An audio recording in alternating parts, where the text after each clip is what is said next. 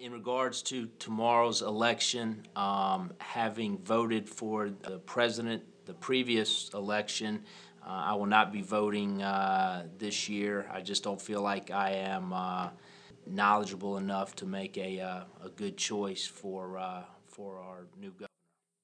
The reason why I'm voting this year is because my dad's running for sheriff, but I probably wouldn't vote just because it's a general election.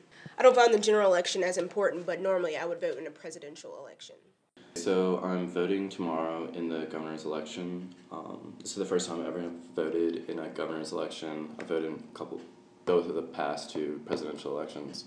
But I think that now that I'm a college student, it's a lot more important to get involved with the governor's election, because especially here in Virginia, one of the biggest issues is the funding of higher education and colleges and making sure that tuition prices stay down.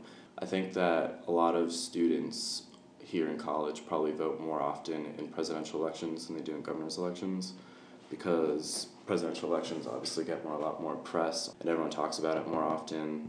And whereas your governor's election, you don't really hear about it until you start seeing street signs on the sides of the road, and it's not something that you'll take time out of your day to think of. I also think that college students might have the impression that voting for a governor's election doesn't matter as much because it's not publicized.